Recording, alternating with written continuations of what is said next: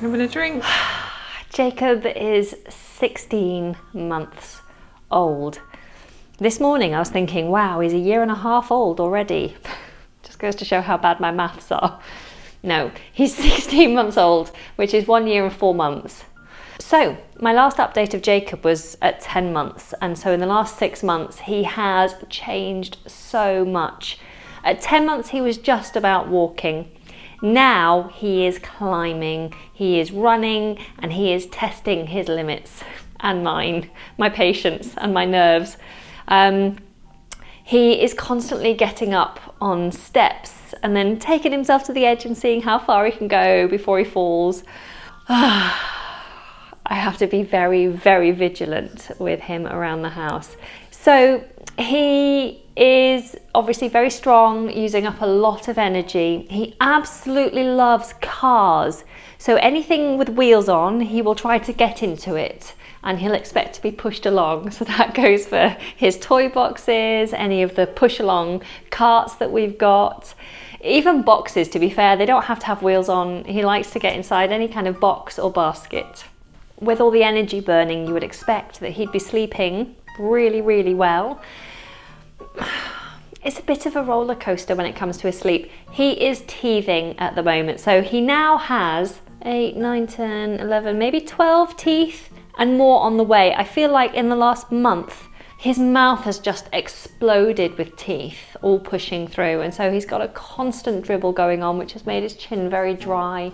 And he's always a little bit grumpy. And I think this is proving problematic with his sleep. So I am using Calpol when he is in pain, and I'm using Teether as well to try and soothe his gums before he goes to bed. But other than that, I'm just hoping that it's going to pass really quickly. But when it comes to sleep, he will do about 10 hours at night, and that is broken up. He goes to bed.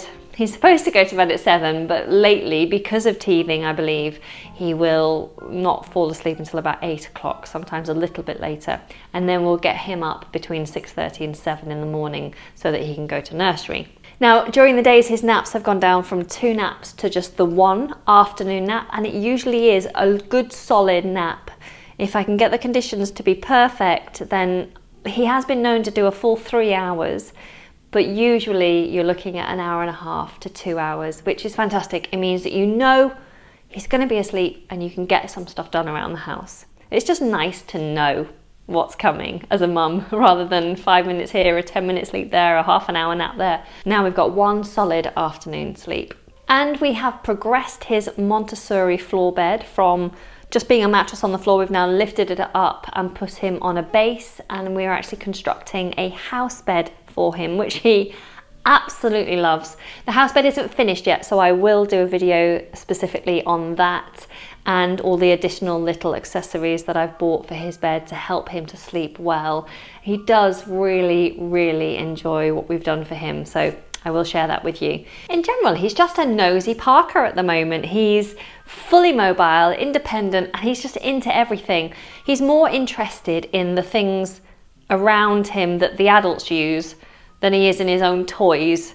I mean, he loves books, so he'll spend a lot of time with his books, and he loves us to read to him. So he'll come and potter over, turn around, force himself onto your lap, and then make you read him the same stories over and over and over again. So he really is into his books, but otherwise his other toys he's not that fussed about. He'll play for a little while, but usually he wants to see what we're doing. He wants to get into all the cupboards and all the drawers. He wants to help me unload the dishwasher. He wants to take out the recycling. He wants to pull all the pans out of the pan drawer and bang them loudly on the floor. He wants to put things in the bin. He wants to sweep up all the dust off the floor. So I'm trying to indulge his curiosity as much as possible. So if he wants to do something like helping me unload the dishwasher, then I do allow him to do it to a certain extent, obviously very gingerly following behind to make sure that he doesn't break anything. We have had a few breaks. I let him sniff some scented candles. He was enjoying smelling the different scents, and one of them he did just drop from a great height and it smashed. We do have hard floors here, so when you drop a glass here, it does go everywhere, so that was a bit of a nightmare.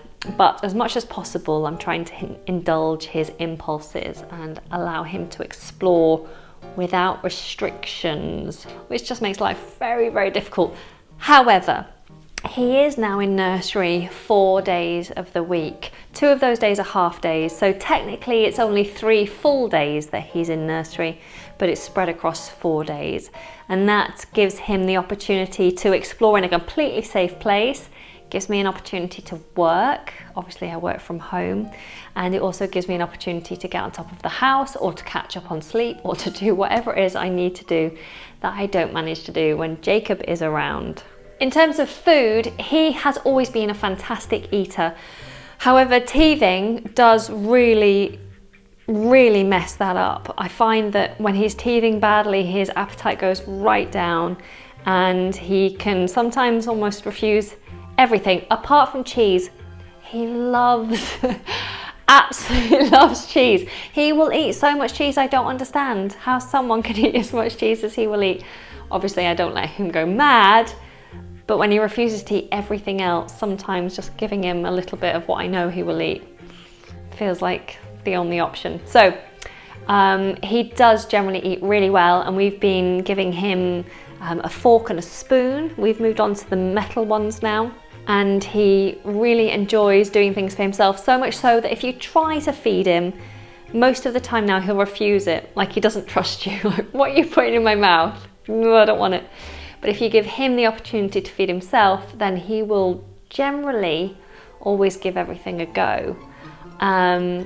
He is a little more fussy than he was before, but we just keep trying stuff. I find it's the green stuff that he seems less keen to eat, like the broccoli and the peas. What are you after? You want cheese? But you know, we keep trying. We keep trying to get this stuff down their necks. With all the eating, he is still on milk, so he's still eating. He's still drinking 3 bottles a day. We have a morning bottle, afternoon, and a bedtime bottle. Of course, we brush his teeth after the bedtime bottle because he's got so many teeth now, 12 teeth. So we always try and brush his teeth, and he's very good at using the toothbrushes as part of his bath time routine.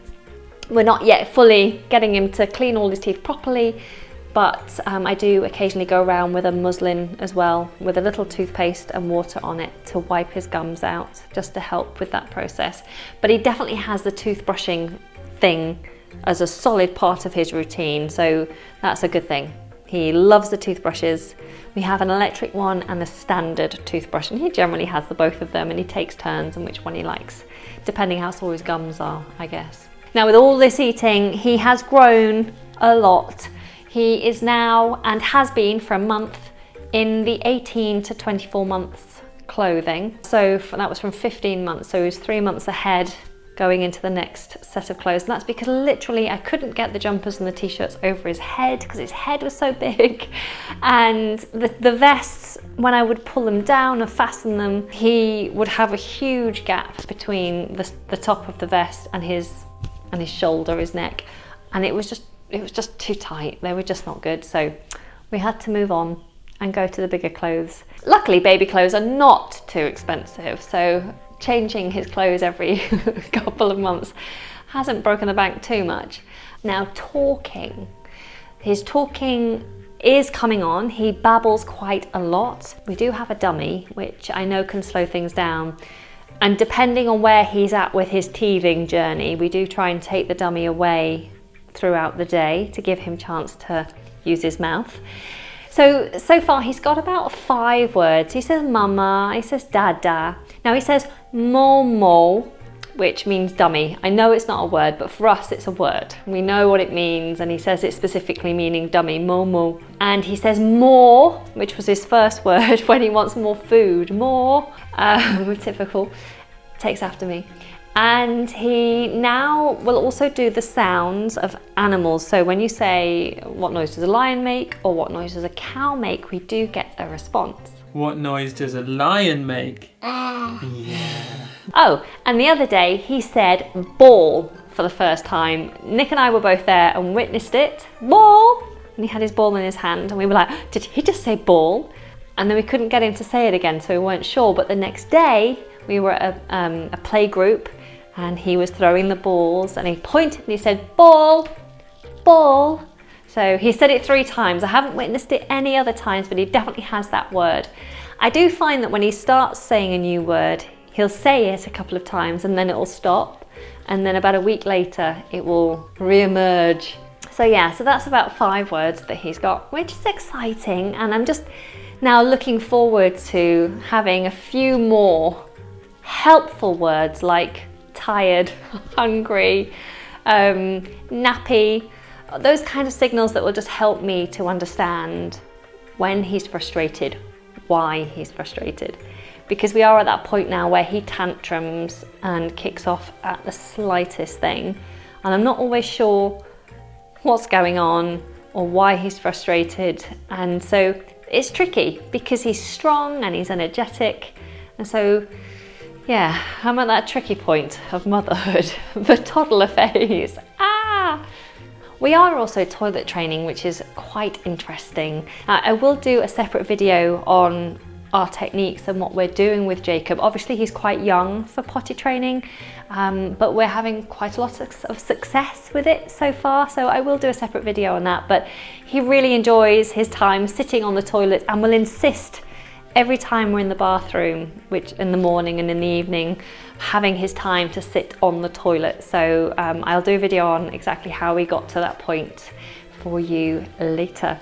So there you go. I hope you enjoyed catching up and seeing Jacob's progression. I'd love to know where your 16-month-olds are. How is their talking? What are they like with eating? And how are you coping with teething?